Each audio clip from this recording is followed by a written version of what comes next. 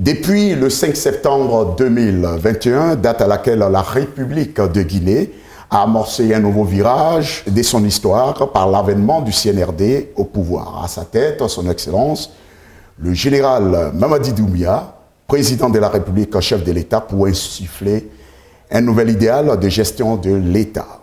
Cette date marquant ainsi une rupture avec les pratiques du passé pour le développement de notre cher pays par la mise en place d'un État fort, respectueux des règles socio-économiques, politiques et de justice sociale.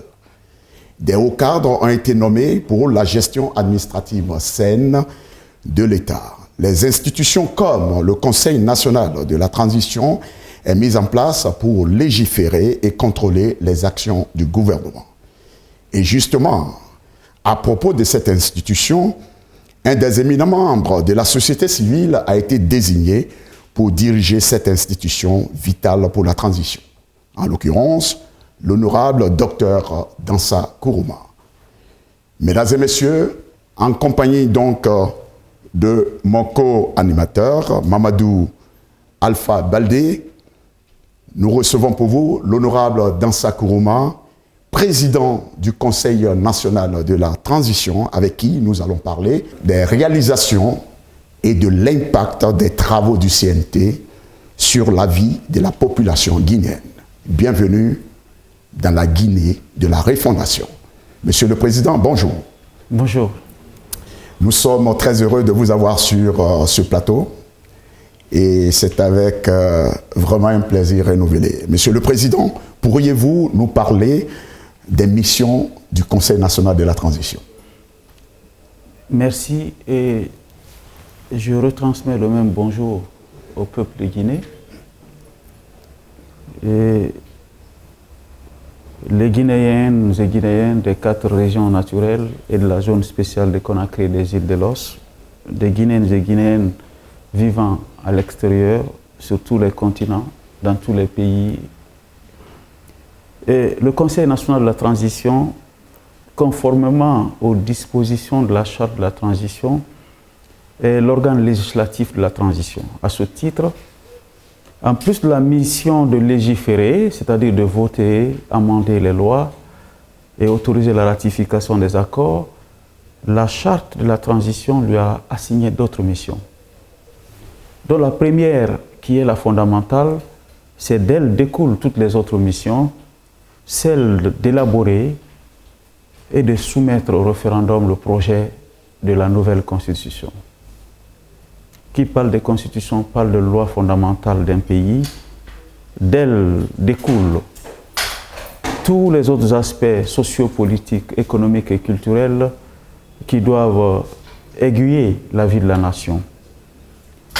L'autre mission fondamentale, c'est de contribuer au processus de réconciliation nationale, à la promotion et à la protection des droits humains.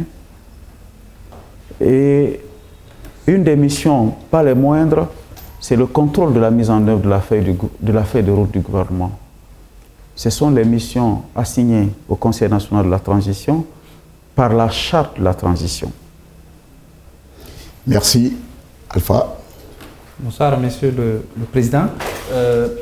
On parle de refondation, de rectification institutionnelle, tout ça passe par des lois en termes d'acquis sur les réformes majeures effectuées par votre institution.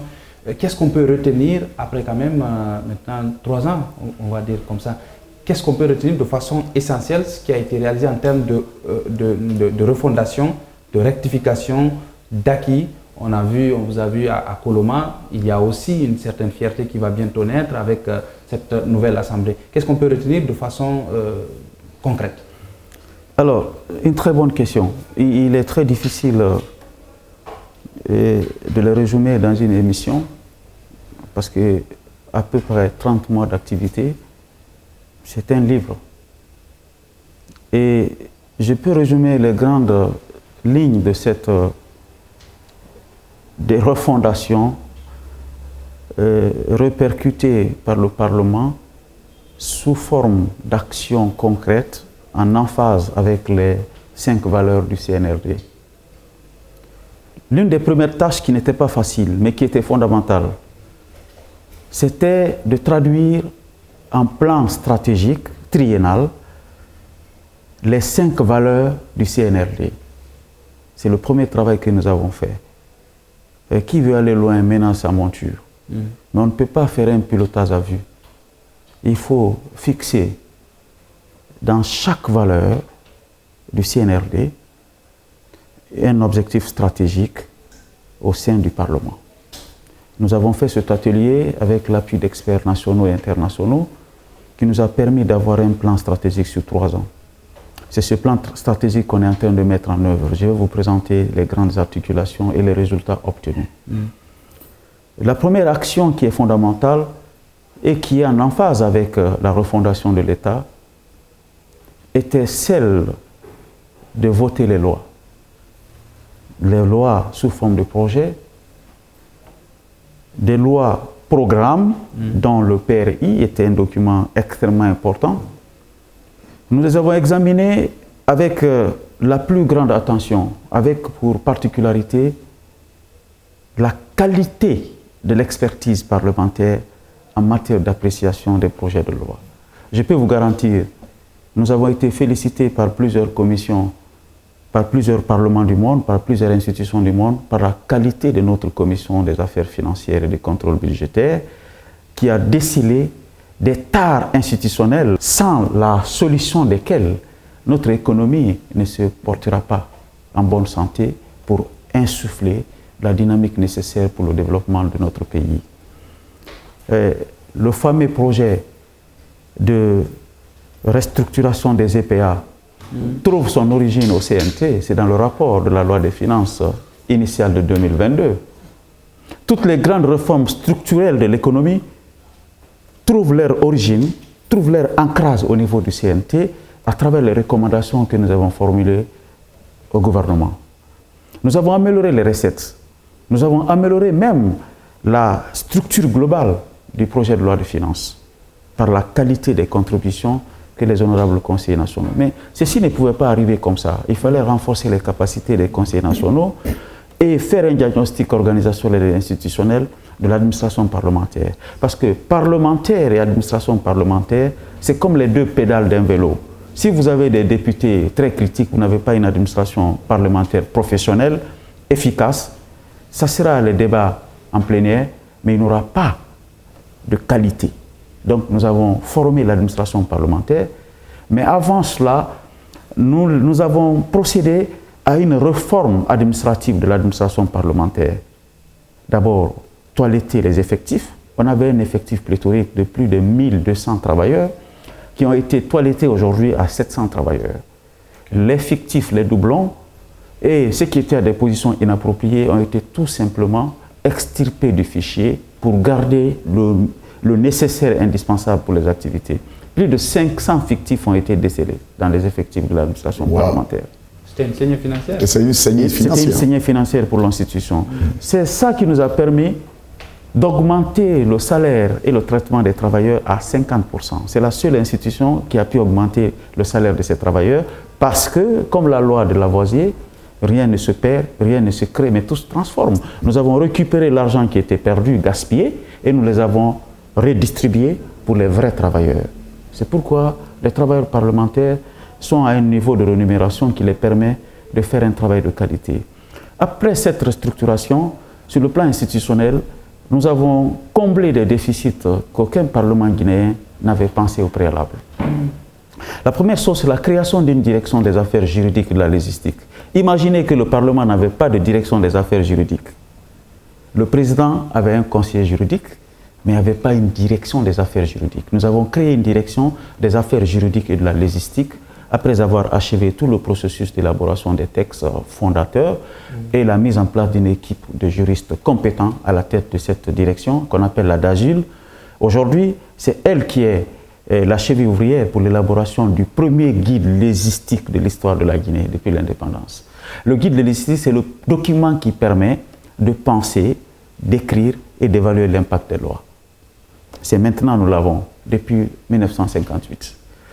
L'autre direction importante, c'est la mise en place du Centre de recherche et de formation parlementaire, qu'on appelle CERFOP. Le Parlement, c'est la recherche, le Parlement, c'est la qualité. Normalement, l'Assemblée nationale doit être mieux outillée en expertise que le gouvernement. Si vous devez contrôler l'action du gouvernement, vous n'avez pas l'expertise pour contrôler l'action du gouvernement, vous faites ce qu'on appelle du populisme. C'est pourquoi nous avons créé cette structure qui est extrêmement importante, qui est aujourd'hui animée par des cadres de très haut niveau, on a même tiré certains des Nations Unies pour diriger ce centre de recherche. Une autre activité innovante qui est en téléchargement, bien entendu, les mois à venir, c'est la mise en place du service des éditions parlementaires. Une imprimerie numérique de dernière génération pour le Parlement. Les documents produits au Parlement sont des lois, ce sont des accords et conventions. Ça ne peut pas être imprimé dans la rue. Le principe de confidentialité et de l'authenticité, de l'originalité des textes est un élément important pour la crédibilité des lois d'un pays. Le service des éditions et en téléchargement. Autre innovation qui est importante à citer, c'est la télé parlementaire. Bientôt, si je ne me trompe pas, je regarde le directeur de la communication et de l'information dans les yeux, dans 60 jours, Inch'Allah, la télé parlementaire va commencer à émettre. En plus de la radio qui a été sortie de son agonie et qui a été mise en orbite, nous allons nous doter d'une télé. Il y a d'autres actions du point de vue réforme institutionnelle, je ne citerai pas tout. Et si j'ai une question sur le plan infrastructurel, je peux enchaîner directement. Oui, absolument. Parce qu'on est sur les hauteurs de Koloma. Voilà. Sur le plan des infrastructures, c'est pourquoi nous avons structuré notre vision en 3 piliers que j'ai appelé le trépied de la refondation parlementaire. Premièrement, une institution forte, c'est une institution... Trépied, j'espère que ce n'est pas votre responsable qui vous a donné le terme. Hein? C'est pas le trépied de la caméra. C'est pas le trépied. Oui, en même temps, j'ai fait un emprunt, comme on le dit en français. C'est un emprunt journalistique. Sinon, on peut dire la triptyque. Ouais. Mais je préfère dire le trépied, parce que je suis avec les journalistes. Okay. Le premier pilier, une institution forte, c'est une institution qui est conçue sur la base de textes. Des textes débarrassés de toute compromission. Des textes qui sont équitables et intègres. Donc nous avons commencé par la législation. La suite, c'est quoi? C'est animé par des hommes qui ont les compétences, l'expertise et surtout l'intégrité pour conduire la mission républicaine. Le troisième pied qui est essentiellement important, c'est les infrastructures. Si vous n'avez pas les 3 piliers, l'institution ne peut pas être forte. Et le mot institution forte, depuis que le président Barack Obama l'a dit lors d'un de ses discours au Ghana, c'est devenu une rhétorique dans le milieu politique africain. Mais il faut donner un contenu. Nous avons donné un contenu à la notion d'institution forte par ces 3 piliers essentiels. C'est pourquoi le CNT a commencé par les réformes institutionnelles que je vous ai expliquées tantôt. Ensuite, le choix des hommes sur la base du mérite. Et troisièmement, les infrastructures. Du point de vue infrastructure majeure, ou infrastructure structurante. Je parlerai de la construction du siège de l'Assemblée nationale. Ce projet était mort. Nous l'avons réactivé. Nous avons répondu à toutes les obligations signalées par la partie chinoise, exigées par la partie chinoise. Aujourd'hui, tout est en place pour la construction du siège. D'ailleurs, les fondations ont commencé. La partie chinoise nous a promis d'ici le mois de septembre de l'année prochaine, tous les buildings sortiront de terre pour la nouvelle Assemblée nationale. Ça, c'est du point de vue infrastructure structurante. Donc ceux qui pensent que c'était facile, ça n'a pas été si facile que ça. Nous avons mis 2 ans pour relancer ce projet. 2 ans. C'est un projet qui était en cours depuis 30 ans. 2 ans. Quelle a été la méthode pour aller aussi vite? C'est le dialogue avec le partenaire. C'est la gestion axée sur les résultats. J'ai mis en place un mécanisme de gestion où moi-même je me rendais sur le site de Koloma à 1h du matin pour voir l'évolution des travaux qui devaient être exécutés par la partie guinéenne avant l'arrivée des Chinois. Parce que tout projet de cette envergure, il y a la contrepartie. Absolument, national. La mise en valeur du site, clôturer le site, viabiliser le site, les points d'eau, l'électrification du site et l'accès à l'Internet et à l'eau potable. Toutes ces actions devraient être menées par les entreprises guinéennes. Il fallait les suivre à la lettre. Soit dit en passant, le site, le Koloma est une réalité. Nous avons un autre projet qui sera consubstantiel au projet de l'Assemblée nationale, c'est l'hôtel des députés. Nous sommes en train de chercher les financements pour la réalisation de l'hôtel des députés. Il y a d'autres projets, je ne vais pas les citer ici, je vais garder l'anonymat autour de ces projets. Quand ils seront lancés, l'opinion va mieux apprécier les actes que la parole. À l'interne de l'Assemblée nationale, le cadre que vous voyez aujourd'hui au Parlement n'était pas chose facile. D'abord, aménager la fréquentation de l'Assemblée nationale comme deuxième institution de l'État. Aménager les espaces verts, aménager les salles. Aujourd'hui, nous avons un pavillon équipé avec la dernière technologie que les travailleurs appellent même Dubaï. Parce que ce sont les meubles de dernière génération, ce sont les équipements de dernière génération. Il y a 3 grandes directions que nous avons mises en place qui se trouvent au niveau de ce pavillon. Il n'existait pas.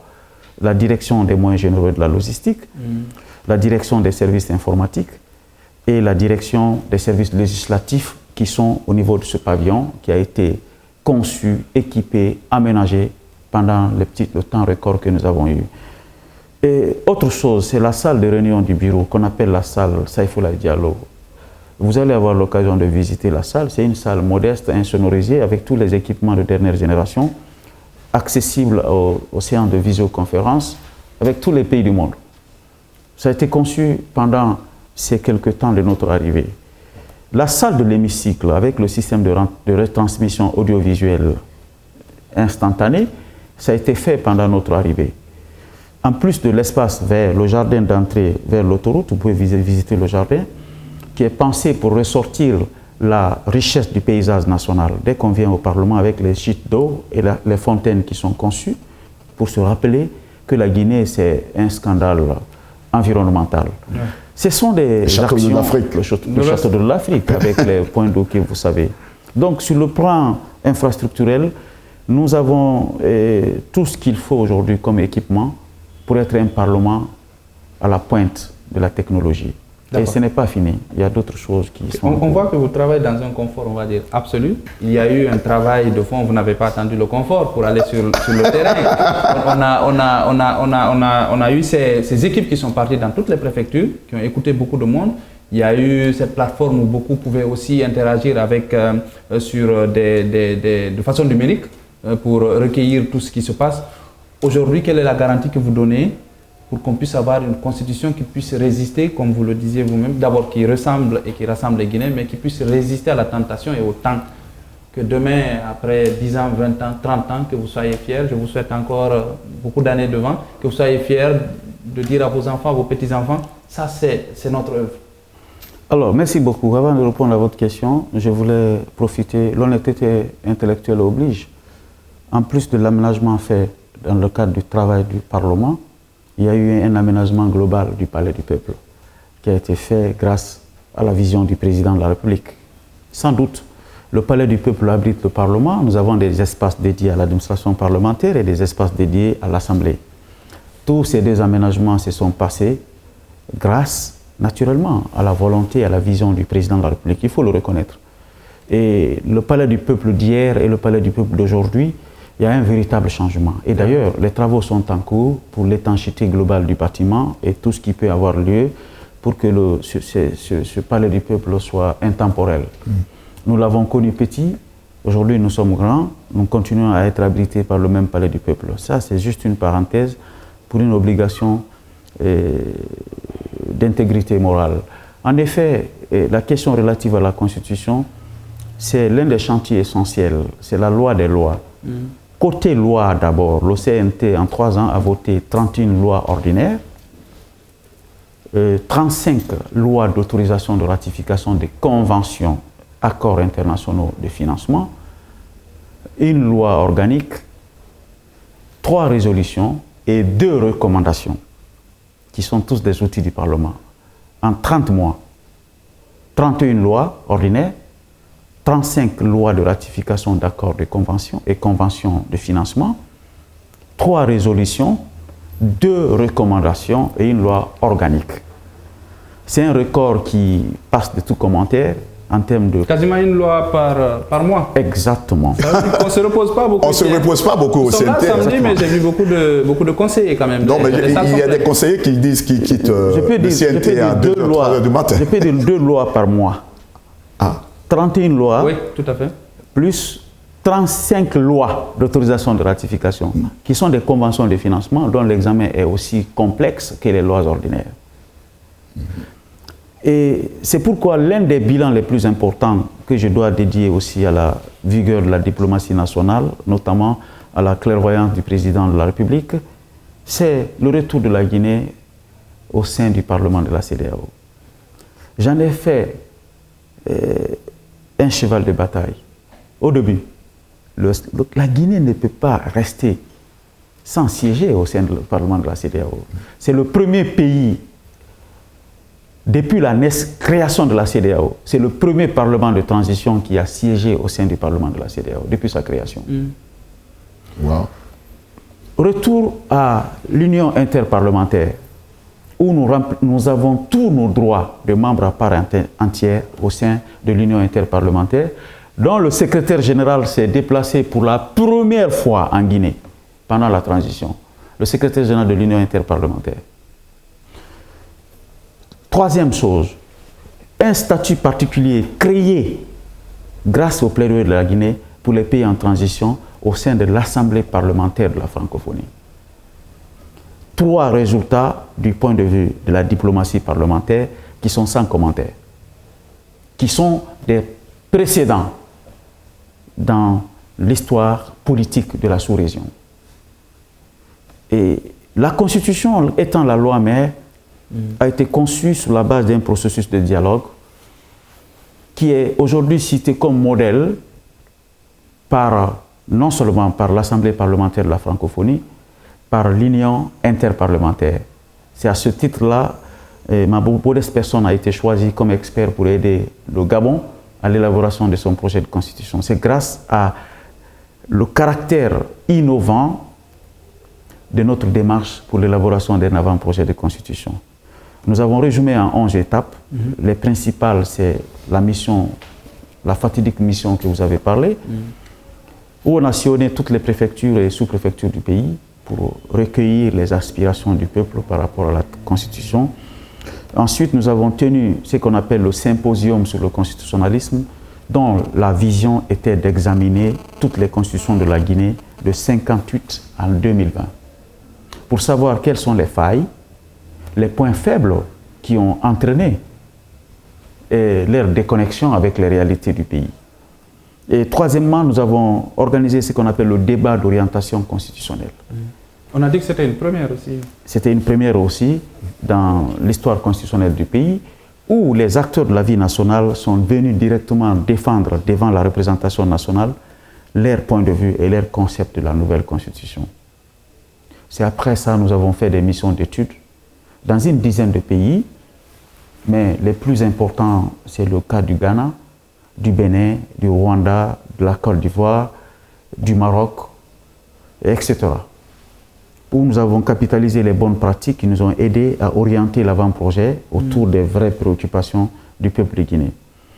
Et après ces voyages d'études, les assises nationales nous ont permis également d'avoir une trentaine de recommandations destinées à l'élaboration de la nouvelle constitution. Aujourd'hui, nous avons mis en place un avant-projet de constitution qui a été approuvé par les membres du CNT avec une majorité de 94% des voix, qui est actuellement un débat sur l'espace public. L'avant-projet de constitution comprend tout simplement 3 parties et 205 articles. Et 205 articles, je précise. Les 205 articles contiennent beaucoup d'innovations qui n'ont jamais existé dans l'ordre constitutionnel national. Si le temps nous permet, on pourra vous décliner quelques innovations majeures. Mais ce qui est important, elle ne ressemblera à aucune autre constitution qui l'a précédée. Et il n'est pas possible d'avoir une autre constitution après elle. Parce qu'il y a un système de verrouillage qui n'est pas facile à lever. Le simple fait de s'attaquer dans un discours à une intangibilité constitutionnelle est constitutif de haute trahison. Avant même de commettre la haute trahison, le fait de remettre en cause par le président de la République les intangibilités consacrées par la Constitution est constitutif de haute trahison. D'ailleurs, dans la prochaine, on envisage de diminuer un peu les pouvoirs du président qui n'aura pas le droit de vie et de mort sur tout le monde. Exactement, comme le mot d'ailleurs qui est souvent utilisé. Et effectivement, pas le président de la République en lui seul, c'est le pouvoir exécutif. Parce qu'en réalité, on a la perception en Guinée que le pouvoir exécutif est au-dessus des autres pouvoirs. Non, tous les pouvoirs se valent. Mais un ordre de préséance des pouvoirs, du point de vue de leur rôle dans l'animation de la société. Le pouvoir exécutif met en œuvre les lois votées par le Parlement. À ce titre, celui qui exécute a une certaine notoriété. Ça dépend aussi du type de régime. Nous avons un régime présidentiel. Avant, on avait un régime présidentialiste. On est revenu à un régime présidentiel modéré, qui n'est pas présidentiel fort, qui n'est pas semi-présidentiel, mais qui est un régime présidentiel encadré, où l'Assemblée nationale a un rôle dans le contrôle de l'action de l'exécutif, jusqu'à défier l'exécutif par la motion de défiance, que nous avons appelée la motion de censure. L'Assemblée, l'exécutif aussi a un pouvoir de défiance de l'Assemblée nationale. Si l'Assemblée nationale va à l'encontre, n'est-ce pas, de l'action publique tracée par le président a le pouvoir de dissolution de l'Assemblée. L'Assemblée aussi a le pouvoir de révocation du gouvernement. On appelle le principe de révocabilité réciproque. Donc, on a équilibré les pouvoirs de telle sorte qu'il n'y ait pas possibilité d'excès de pouvoir. Nous avons donné un troisième pouvoir, le pouvoir du peuple, que j'ai appelé le veto populaire, la pétition, où la possibilité est donnée désormais aux citoyens, en rassemblant un nombre de signatures, d'obliger une chambre du Parlement à prendre action sur une préoccupation des citoyens, sans passer par un élu. Parce qu'avant... À travers une pétition. Une pétition. Et parce que les pétitions, généralement, les pétitions sont assez importantes dans la démocratie. Dans la démocratie. Tout à fait. C'est le principe de démocratie directe qui permet de donner la parole directement au peuple pour faire injonction dans le fonctionnement régulier des pouvoirs. Injonction pas négative, mais une injonction positive pour dire, par exemple, au président de la République, vous ne pouvez pas faire cette révision constitutionnelle. Pour preuve, 10% des électeurs sont contre la révision. Dès que 10% des électeurs signent une pétition, tout projet de révision est mis en berne à cause de cette pétition. Bref. Une minorité de blocage direct. Minorité de blocage direct, c'est le mot. Alors, les autres grandes innovations, c'est la candidature indépendante, qui est aujourd'hui combattue par la classe politique, ce qui est normal que les acteurs politiques combattent la candidature indépendante. Mais en fait, c'est contraire aux règles démocratiques de s'attaquer à la candidature indépendante. Parce que la déclaration universelle... pour tout le monde. Tout à fait. La déclaration universelle des droits de l'homme, en son article 25, stipule que tous les citoyens ont le droit de participer à la conduite des affaires publiques de leur pays. On n'a pas dit parti, on n'a pas dit association, on dit tous les citoyens. La Constitution française elle-même consacre la candidature indépendante parce que le président Macron lui-même, il est issu d'une candidature indépendante, d'un mouvement indépendant, la République en marche. Alors, je pense que ce sont des avancées de la démocratie qui sont conformes aux demandes de la population. Une constitution doit être la réponse des préoccupations des citoyens et non un moyen de redistribution des cartes en termes d'influence politique. La constitution ne répartit pas les cartes d'influence politique, elle consacre et donne le pouvoir au peuple. Et justement, pour donc parler de la population qui regarde de près les travaux du CNT, nous allons donc nous rendre dans les rues, dans notre rubrique Vox Pop, avant de revenir sur le plateau.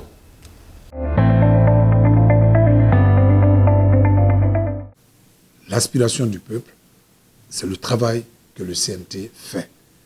Et je crois qu'aujourd'hui, moi, je suis heureux de constater que les choses avancent bien, que le CNT, aujourd'hui composé essentiellement par des jeunes, et qui dit jeune ou qui dit jeunesse, dit État, parce qu'aujourd'hui, c'est le temps de la jeunesse. Donc, il est très important que ces jeunes ou que la jeunesse soit mêlée conséquemment dans ces prises de décision ou dans cette correction-là. Parce qu'il y a de ces choses qui se passaient hier qui ne peuvent plus se passer aujourd'hui. le temps de la jeunesse, c'est ce temps-là que nous sommes en train de vivre. Vraiment, moi, je tire chapeau au travail abattu par Dr Dansa Kourouma et toute son équipe, sincèrement, parce que nous constatons un progrès à ce niveau-là. Franchement, ce qu'ils font exactement, je ne sais pas. Qu'est-ce qu'ils ont réussi à faire depuis qu'ils sont là, je ne sais pas. Je sais que Dansa Kourouma est à leur tête et qu'ils sont un peu partout, mais qu'est-ce qu'ils font concrètement, je ne sais pas. Donc si vous me demandez quel est leur bilan, je leur dirais peut-être de faire beaucoup plus d'efforts, de communiquer. Si je dis communiquer, peut-être qu'il le faut à travers d'autres canaux, mais pourquoi pas les réseaux sociaux, parce que nous, les jeunes, nous sommes beaucoup présents là-bas. Donc, si je pouvais dire quelque chose par rapport au bilan du CNT, ce serait ça. Je ne sais pas vraiment ce qu'ils font, mais j'ai une idée quand même. Quelle est l'idée que vous avez? L'idée que j'ai, c'est qu'ils ne bouffent pas des milliards comme les autres le faisaient, en prenant des V8, les carburants. Eux, ils sont modestes, ils se réunissent dans un bus pour venir travailler. Moi, j'apprécie vraiment cela.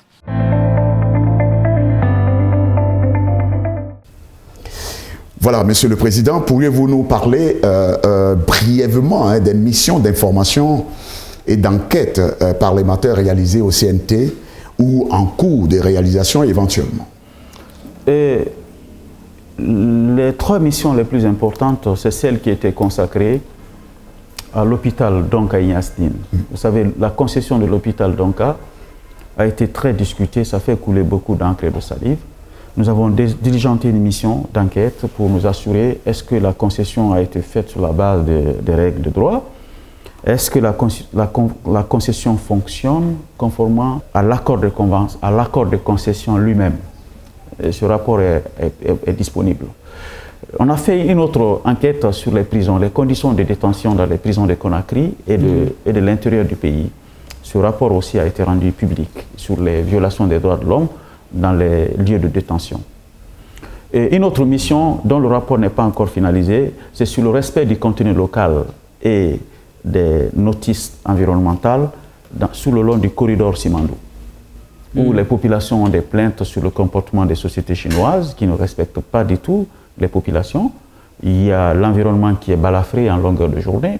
Nous avons diligenté aussi cette mission d'enquête dans le rapport. Il y a une importante colonie d'éléphants qui sont menacés, hein, mais je pense que le contrat que nous avons ratifié, la convention qui a été ratifiée par le CNT, prévoit naturellement la protection de ces espèces. Parce que vous remarquez l'essentiel du chemin de fer est en hauteur. Oui. Pour permettre à une vie de se mener en bas du chemin de fer. Oui. Et ça, ce sont les 3 missions que nous avons effectuées, les missions d'enquête. Nous avons fait 3 résolutions aussi, dans le textile guinéen, la résolution sur le textile guinéen. Il y a une autre résolution qui est en téléchargement. Ça, c'est du point de vue culture. L'environnement, la culture, l'éducation et la santé, ce sont les piliers essentiels du CNT. C'est pourquoi la nouvelle constitution consacre la gratuité de l'éducation jusqu'à 16 ans, obligatoire, gratuit jusqu'à l'âge de 16 ans. L'enseignement supérieur et l'accès au master et au doctorat aussi gratuit dans les institutions d'enseignement supérieur publiques dans les conditions que la loi déterminera. Okay. Les meilleurs élèves, quel que soit l'état de la poche de leurs parents, s'ils ont des bonnes notes, ils ont accès à l'enseignement post-universitaire à la charge de l'État. C'est la manière la plus sûre de redistribution de la richesse nationale. La bauxite, le fer sont des ressources périssables ou épuisables, pour ne pas dire périssables, épuisables. C'est la ressource humaine qui n'est pas épuisable. Alors l'argent du minerai de Simandou va permettre de financer l'académie de Simandou, où les jeunes Guinéens vont sortir pour créer des start-up pour maintenir l'élan de développement de la Guinée, impulsé ou induit par le projet Simandou. Mais de l'autre côté, l'éducation, l'université doit être accessible à tous les élèves, tous les jeunes Guinéens, bacheliers, qui ont les moyennes et les qualités requises, que les parents aient les moyens ou pas. Donc l'argent de Simandou sera utilisé pour éduquer les jeunes Guinéens, pour assurer la relève demain quand les mines ne seront plus là. Dubaï a utilisé son pétrole pour investir dans les services, dans l'immobilier, dans les finances internationales. Aujourd'hui, c'est la plaque tournante de l'économie mondiale. Absolument. La Guinée est capable de le faire dans le domaine du tourisme. Ouais. On est capable de le faire dans le domaine de l'environnement, on est capable de le faire dans le domaine de la santé, de l'éducation. Parce que la Guinée est un scandale géologique, mais je dirais que c'est un scandale environnemental. On a les plus beaux paysages de l'Afrique de l'Ouest. L'agriculture, j'y revenais, merci de me le rappeler. Les mines doivent être utilisées pour nourrir l'agriculture. L'agriculture, ça doit être le cœur de l'économie de notre pays. Bref, ce changement de paradigme, c'est la Constitution qui doit détenir la boussole. Oui. Une autre question? Oui, allez-y. Oui. C'est quoi la marque du CNT sous le CNRD? En quoi ce CNT-là est différent des autres assemblées nationales? CNT, assemblée y compris. C'est quoi la touche dans ça, si on peut appeler ça comme ça? La particularité du CNT, c'est d'abord un organe de transition qui a été mis en place par un acte fondamental, qui a une valeur constitutionnelle, la charte. Le CTRN n'avait pas de charte, le CNT de 2010 n'avait pas de charte. C'est la première fois qu'un acte fondamental comme la charte de la Constitution, qui fait office de constitution de notre pays depuis le 5 septembre, a consacré les missions d'un Conseil national de transition. C'est la particularité la plus importante. Ça nous donne plus de possibilités, plus de pouvoir et plus de légalité, de légitimité dans la conduite de notre mission. Alors, l'autre élément le plus important, c'est l'expérience aussi à la tête du CNT. Qu'on le veuille ou pas, mon appartenance au CNT 2010 a été un atout pour conduire le CNT de 2021. Et cet atout-là, d'avoir été secrétaire parlementaire et porte-parole du CNT en 2010 et me retrouver président du CNT en 2021 est un atout. Et d'autres, l'ouverture du CNT à la diaspora, qui nous a permis d'avoir des cadres guinéens qui ont une autre façon de voir les enjeux du développement de la démocratie, est un autre atout. L'autre atout, c'est le nombre de membres du CNT, qui était de 159 membres en 2010 à 81 membres, près de la moitié. Ça permet de créer un environnement de travail facile à gérer. Et l'autre élément le plus important, c'est la vision du président de la transition par rapport au fonctionnement des institutions. Vous savez, pour parler de l'indépendance des institutions, il faut parler de l'indépendance des mentalités des personnes qui gouvernent les institutions. Là où le président de la République a mis le curseur, ça garantit pour les trois pouvoirs un fonctionnement régulier et indépendant.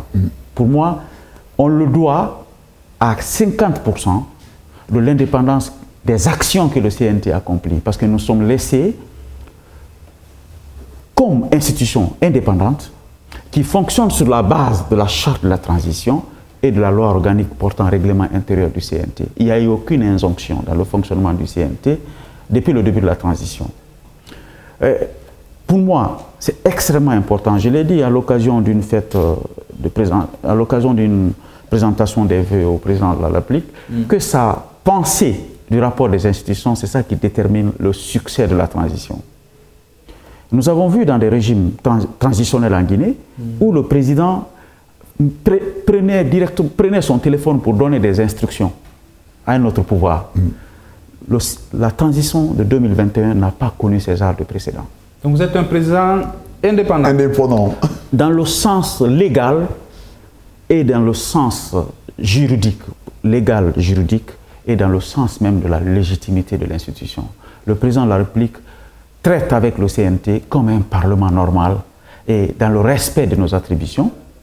Et nous sommes engagés à conduire le CNT sur la base de la vision imprimée par le CNRD, conformément à ces 5 valeurs. La refondation, la rectification, le rassemblement, le repositionnement, etc. C'est pourquoi, quand vous êtes conforme à la loi, et le tout chapeauté par une vision républicaine, le travail se fait correctement bien. Donc je pense que peut-être le dernier élément le plus important, c'est d'avoir la chance et la bénédiction de Dieu, d'avoir des conseillers nationaux, jeunes pour la plupart, issus d'entités indépendantes pour la plupart, et avec un capital d'expérience qui les permet d'influencer la conduite normale de la transition. Pour moi, c'est une grande bénédiction. Je vais citer la Commission des affaires financières et des contrôles budgétaires. J'allais faire des jaloux, hein. Qui est sans doute, oui, j'assume ce doute-là. Tous les membres du CNT sont unanimes que la Commission des affaires financières et du contrôle budgétaire a fait des innovations extrêmement importantes en matière d'analyse et d'étude du budget. Qui est cité comme exemple quand les commissions finances des pays africains se retrouvent, notre commission finance est citée en exemple. Les autres commissions, comme la commission loi et affaires constitutionnelles, qui est une commission aussi extrêmement importante, qui a fait un travail remarquable dans l'élaboration de l'avant-projet de la Constitution. L'honorable Rikiam, l'honorable Jean-Paul Cotembe-Duno et tous les membres de la commission qui le retrouvent dans cette émission, nos félicitations pour la qualité du travail produit à la base. Les 6 autres commissions permanentes qui ne sont pas à l'eau. Je les appelle également. J'ose vous dire que toutes nos commissions sont au-dessus de la moyenne en termes de performance. Et même au sein de la CEDEAO, même au sein de l'APF, l'Assemblée parlementaire de la francophonie. Ça, c'est une chance. Je ne l'ai pas créé. C'est Dieu qui a voulu que je rencontre des collaborateurs généreux, des collaborateurs travailleurs, mais avec un enthousiasme professionnel qui impose un résultat de qualité. Vous avez été très actif. Il est modeste juste parce que sans le management global aussi, oui, la tête... bah oui, si la tête n'est pas bien manager, le management prend toujours un petit coup. Vous avez été très actif à l'international. Votre présence remarquée dans toutes les rencontres interparlementaires. Quel résultat pour la réussite de cette transition? Il a beaucoup plus parlé au Gabon. Le traitement particulier de la transition guinéenne, le traitement préférentiel accordé à la Guinée, malgré que le pays soit en transition et qu'on soit en mesure de capter des fonds internationaux, qu'on soit en mesure de renégocier et mettre en œuvre le projet Simandou, ça c'est de la crédibilité de la diplomatie guinéenne. À sa tête, le président de la République, c'est le premier diplomate du pays, c'est lui qui a le discours aux Nations Unies, le discours dans les autres pays où il a été, en Arabie Saoudite, au Rwanda, au Sénégal tout récemment, où il a été le chef d'État le plus acclamé lors de l'investiture du président Diomaye Faye.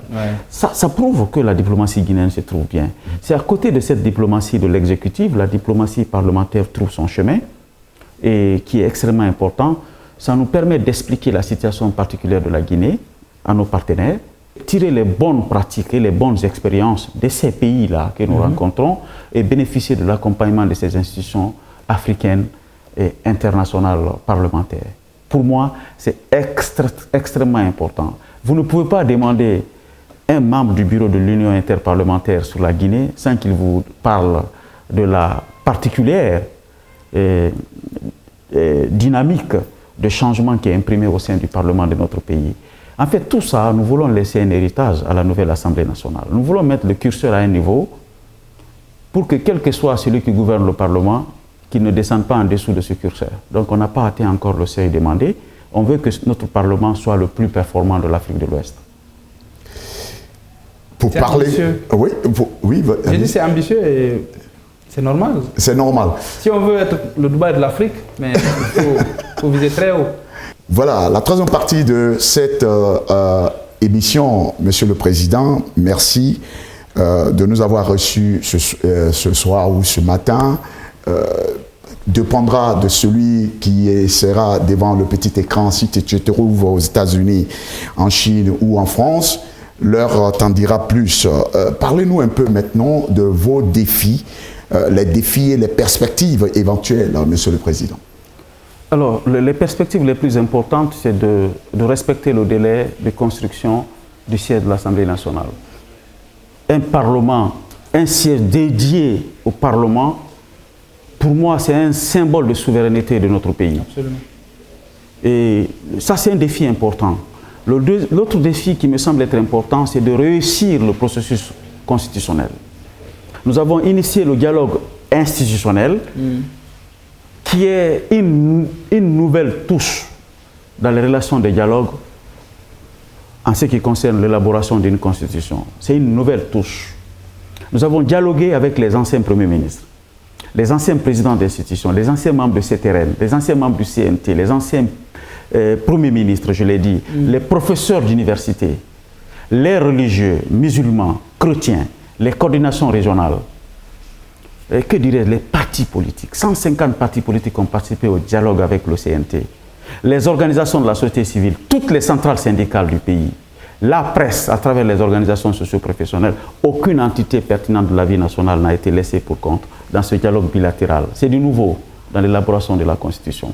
Ça nous a permis de connaître nos limites et de bénéficier de la contribution des autres sans complexe. C'est pourquoi le texte qui sortira de ce débat-là, c'est un texte quasi parfait.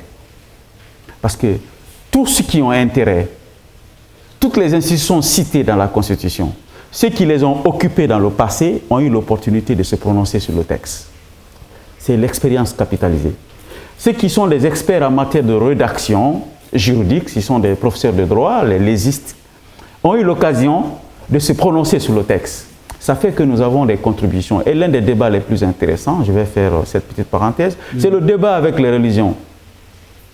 La notion de laïcité qui a été développée par un certain professeur d'université, un professeur Imran Kaba, qui est un religieux, et soutenu par d'autres religieux, ça a enrichi notre vocabulaire et ça nous a poussé à aller à une définition guinéenne de la laïcité. Pour ne pas que ce soit la laïcité à la française ou à l'américaine, qu'on ait la laïcité selon la mentalité guinéenne. Parce que nous avons une troisième religion en Guinée. Ce sont les religions traditionnelles de nos ancêtres. Ouais. Ah oui, ça c'est vrai. Alors, la culture guinéenne est une autre source de valeurs spirituelles.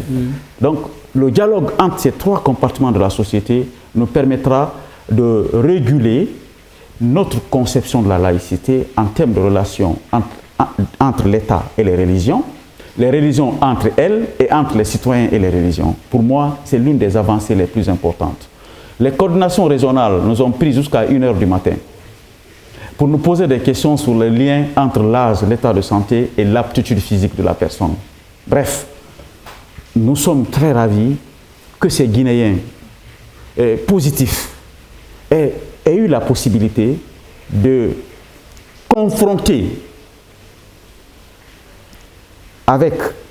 nous confronter, alors je vais bien dire, avec la réalité. Écrire un texte dans un parlement, le soumettre aux acteurs, c'est une grande responsabilité, c'est un courage. Et aujourd'hui, on est très fiers que le texte, de par sa structure, de par sa logique et par sa pensée, ait été accepté et respecté par tous les acteurs que nous avons rencontrés. Il n'y a que 3 articles en débat dans la Constitution sur 205 articles. Pour moi, c'est un succès en matière de qualité du texte. 205 articles, 3 articles sur lesquels il y a des débats. Ça veut dire à 97%, le texte de la Constitution a été accepté par les Guinéens. Donc les sujets qui font l'objet de débat, sans elles, nous allons discuter avec les mêmes acteurs pour trouver des consensus par rapport à l'écriture et à la compréhension de ces textes. Donc l'autre défi le plus important, c'est le déploiement de tous les conseils nationaux dans toutes les communes du pays pour expliquer la pensée, l'esprit et la lettre de la nouvelle Constitution dans son volet avant-projet. Pour moi, ce sont les éléments les plus importants. Il y a un défi à court terme. Nous allons abriter une réunion du Parlement de la CEDEAO en Guinée à partir du mardi jusqu'au vendredi prochain.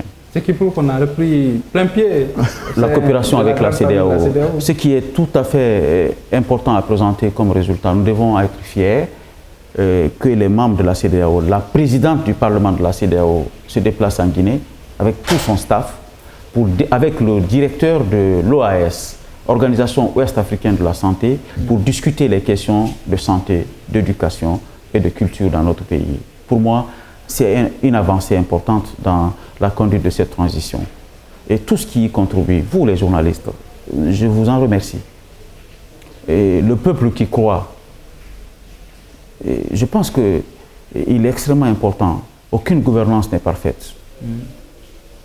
Mais c'est le peuple, l'exigence du peuple, sa capacité de faire la part des choses entre ce qui est avancé et ce qui est stationnaire, et de booster, de donner des coups d'accélérateur pour que les dirigeants se tâtent les pas. C'est la maturité du peuple qui détermine la tonicité, l'efficacité et l'impact d'une gouvernance. Merci, merci chers téléspectateurs. Vous avez été très nombreux à nous suivre dans la Guinée de la Refondation. Nous avons reçu pour vous le président du Conseil national de la transition, Dr Dansa Kourouma. Merci, merci d'être venu sur ce plateau. Et merci Alpha. Merci Alfred. Avec l'espoir de vous retrouver dans un prochain numéro. Bonsoir chez vous.